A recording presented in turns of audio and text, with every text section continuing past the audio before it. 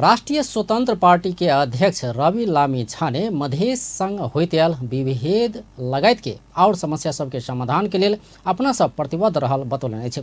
जनकपुर धाम में 100 दिन पार्टी के मध्य प्रदेश जमघट में अध्यक्ष लामी छाने पत्रकारिता के माध्यम से मात्र मधेश तथा देशक जनता भोगैत आयल समस्या के समाधान हेबाक संभावना नहीं देखला बाद अपना राजनीति में आयल बतौलन अछि। ओ मधेश संग हरेक क्षेत्र में विभेद होइत आयल स्वीकार करैत एहि के अंत के लेल अपना सदन धरि आवाज उठाव चाहने बतौलन।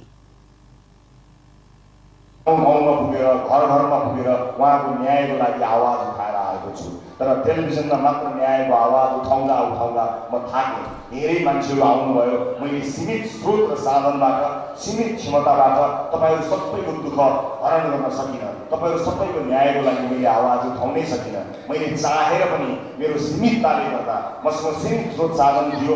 एउटा सानो टेलिभिजन कार्यक्रम हप्तामा 3 दिन आउने 1 घण्टा पनि नआउने त्यो सानो कार्यक्रममा यति धेरै मान्छेहरूको दुःख पीडा र न्यायको आवाज पार्न मैले भ्याइनँ, मैले सकिनँ। यस अर्थमा समग्र देश अझ विशेष गरेर तराई मधेस क्षेत्रमा भएको विभेदको अन्त्य होस् र यहाँका नागरिकको गुनासो संसदसम्म पुर्याएर सरकारको कानमा तेल हटाएर घन्टी बजाएर सुनाउँछु भनेर म यो यात्रामा निस्किएको छु।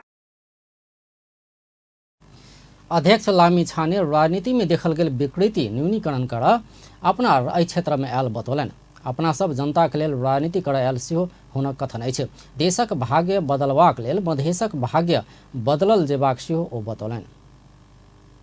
लागि गरिने राजनीति हुनेछ, कसैलाई रिजाउनका लागि गजाउनका लागि गरिने राजनीति हुने छैन।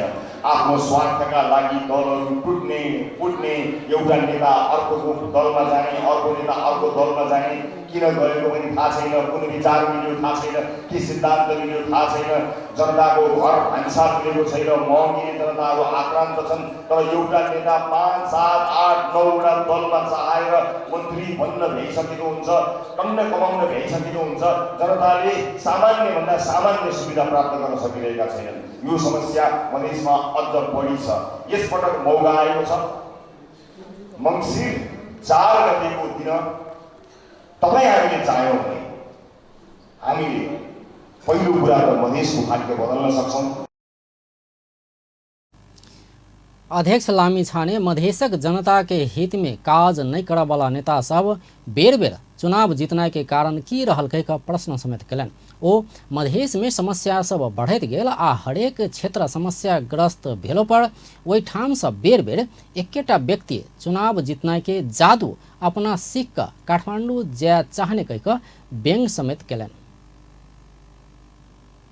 मधेसमा भने जादुले अझै पनि काम गरेको मैले पाएको छु। चुनाव आउने बित्तिकै खै के जादु चल्छ तपाईहरुमा सम्मोहित भइहाल्नुहुन्छ तपाईहरु। सबैलाई थाहा छ रे भ्रष्टाचार भएको छ, सबैलाई थाहा छ विद्यालयको अवस्था खराब छ, सबैलाई थाहा छ अस्पतालहरूको अवस्था दयनीय छ।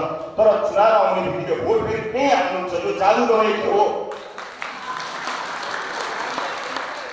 यो जादु नभए के हो? यो जादु मलाई एकपटक सिकाइदिनु होला। यसपटक मधेसबाट म एउटा जादु सिकेर जान्छु जहाँ छोरीको सुरक्षा पनि गर्नु परेको छैन, जहाँ अस्पतालमा उपचार पनि गर्नु परेको छैन, जहाँ केटाकेटीलाई शिक्षा दिनु परेको पनि छैन, जहाँ बाटोघाटो बनाउनु परेको पनि छैन, जहाँ अस्पतालहरू बनाउनु परेको पनि छैन, जहाँ पुल बनाउनु परेको छैन, बनाएको पुलमा पनि कमिसन खानु परेको छ। त्यहाँ चुनाव चाहिँ जित्दै गर्नुपर्ने जादु के हो? म यसपटक मधेसबाट यो जादु सिकेरै मात्र काठमाडौँ जान्छु। अध्यक्ष लामी छाने अपना मधेशक विकास के लिए सबसे पहले शिक्षा, एकर बाद स्वास्थ्य, एकर बाद कृषि आ रोजगारी के प्राथमिकता में रह आगा बढ़ा चाहने सेहो बतौने छलैथ।